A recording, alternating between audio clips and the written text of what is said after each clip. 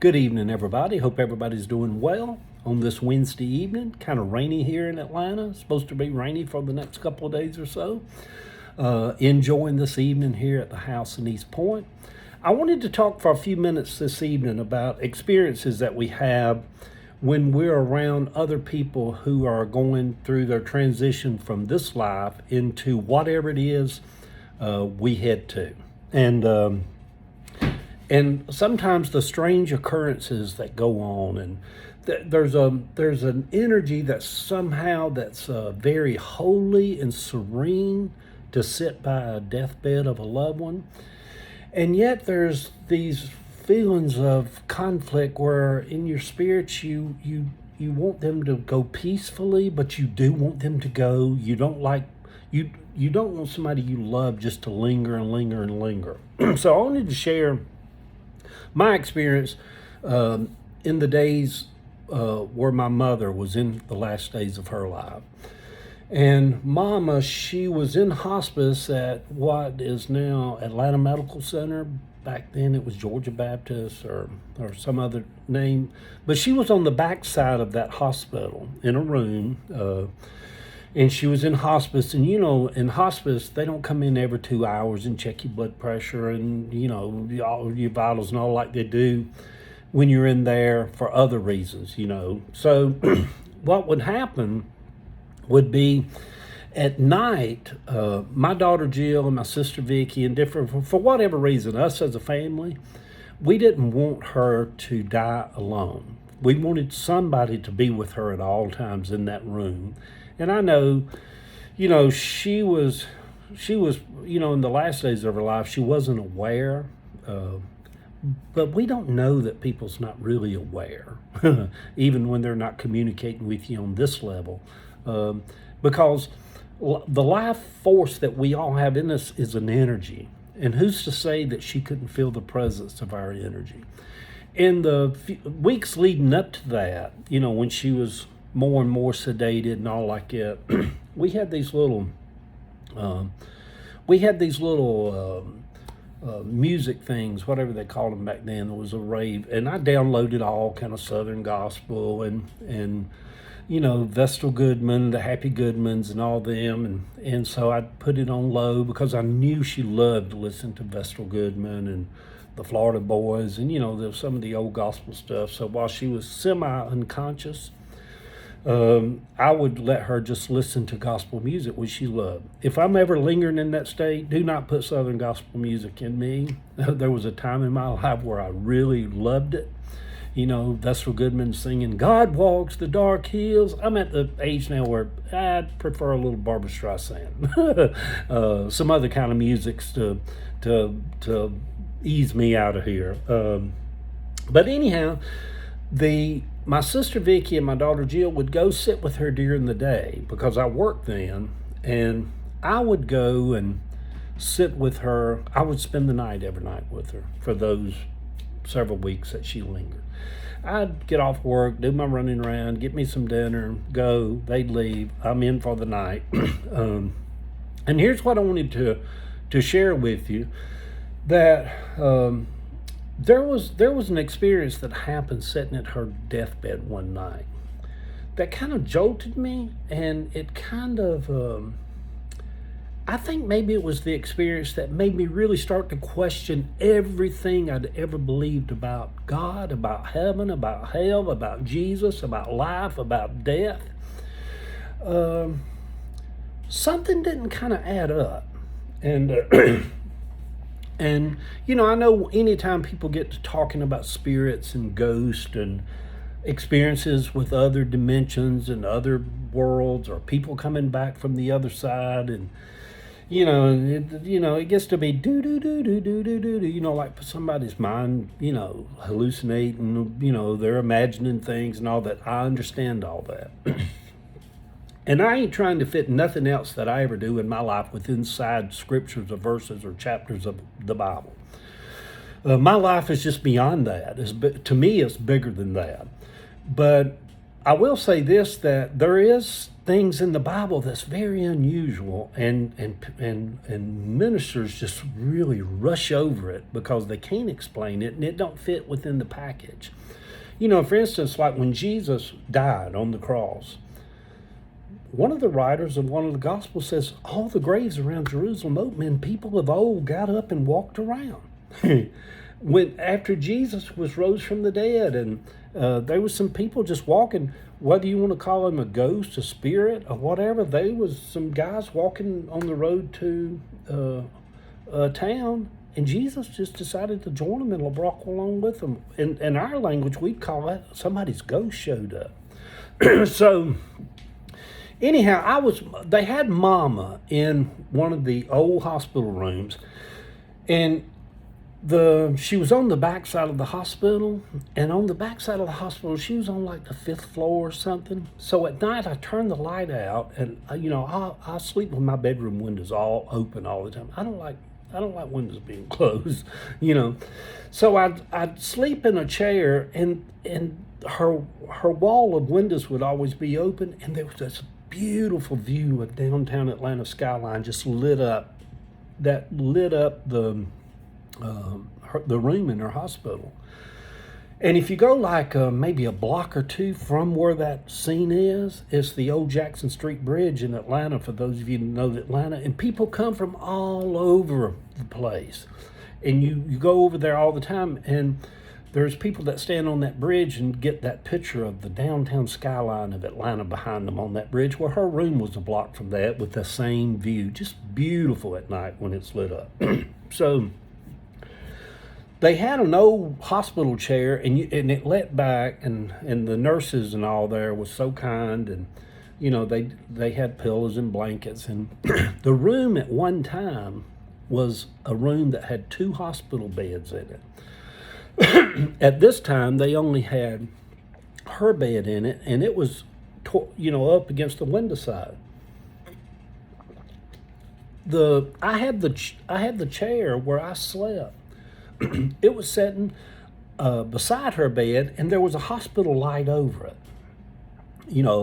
Like a fluorescent 3-foot hospital light that you could click off and on. And then over her, because at one time there was a bed there, and they'd flip the light on to work on the patient or whatever. And her bed sat right next to my chair. And she hadn't been awake in 2 or 3 days, and she just lay there, and her breathing, labor, whatever. And so I go to sleep like I do all these other nights. And what I'm about to say is not a dream, it's not a vision, it's not a hallucination. It's my experience that I'll take with me to the other side until the day I die. Nobody will ever make me doubt it or unbelieve it or make me think it wasn't real, because it was as real as anything I've ever experienced. I'm laying there, and it's around 3 o'clock in the morning, and I'm sound asleep. And the light over me that is, right behind my chair, not over her bed, but the light over me suddenly comes on. And in that time of night, it's startling that the light just came on, and it's really a bright light. And so I just wake up, and I think a nurse has come in and flipped the switch or something, that somebody opened the hospital door and turned the light. No nurses in there. No nurses opened the door. Excuse me. So here's how I'll describe this experience that I had. The light came on. I immediately woke up. In that moment, I knew something was weird. Something was odd. Something was off. Something felt not scary, but like, what is this? I get up out of my chair, and I walk to the foot of Mama's bed. And I'm standing there looking on my mama, and I thought, because the light had come on and her breathing had got real shallow, I thought my mom had died. And I thought that was some kind of spiritual something that woke me up to let me know she had died. But as I'm standing at the foot of her bed, I see my brother James. He's standing on the side where the windows is, looking at Mom, and I see my I see my brother Joe, and it's weird after all these years I see my brother Joe. He's standing at her other side. I knew this story would. It's packed so much emotion in my life. Just give me a second. So I'm standing at the foot of her bed. James is standing on one side. Joe is standing on the other side. My two brothers were never church-going men. They were never really religious men. By Christian standards, they would both be burning in a lake of fire. They were both alcoholics. They both struggled from their teenage years until the day of their deaths with drug addiction. They were in and out of jail. So they wasn't Christian. They wasn't saved, as people would say. They were lost. But as I'm standing there at the foot of the bed, they're standing on both sides of Mom. Both of them had died at 39 years old each. James died first. Then when Joe reached 5 or 6 years later, 39, he died at 39. Just odd to me. So as I'm standing there, I don't speak to them, and they're not like they're not like like you see in the movies where they're fading in and out and they're ghosty and they don't look like a spirit. They look just like this right here. I noticed the clothes they had on. They were at the age they were when they passed. Both of them had on jeans. Both of them had on just a bland shirt. But I noticed their face, even though they were 39 years old, their face looked so healthy.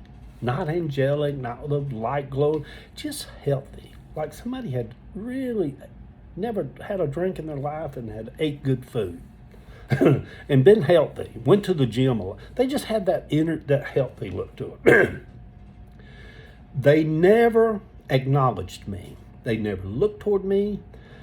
I felt like it would have been disrespectful for whatever reason for me to interfere with what they were doing, standing on both sides of my mom's bed at 3 o'clock in the morning. And as I stood there, I knew what was going on. I knew this was that people speak of when they say when people start calling out for their loved ones. I'm going to tell you, in my experience, they're not calling for them. They're acknowledging that they're there. In this case, my two brothers were there. I knew immediately what they were doing. They didn't come to take her to wherever it is she was going to go. They were just checking on us. They was just checking on her. They were just checking on me. So they vanished. All this went on for 2 or 3 minutes, not 5 or 6 seconds, for 2 or 3 minutes. And it looked like they were comforting her. And in my spirit, I knew that she knew that they were there.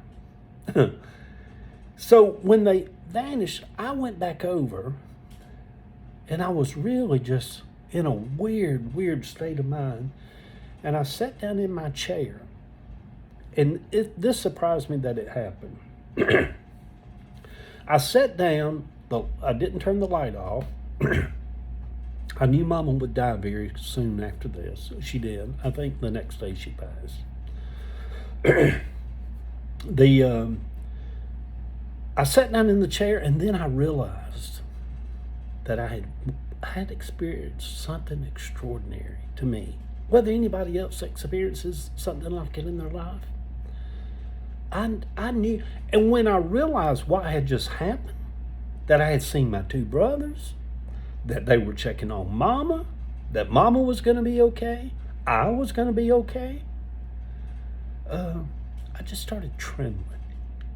I mean, I was just shaking. My whole body just shook, and I just sat there in the chair. I thought later on before I went to sleep at the early part of morning that morning, and back then I was going through this thing where now, I don't believe in a lake of fire. I don't believe in an angry God. I don't believe in a lake of torment. I don't believe in hellfire, all that stuff. I mean, I went through a process where all that's been flushed out of me like a bad poop. But even back then, when I still held on to some of that, I thought this after that happened. My two brothers are not in hell.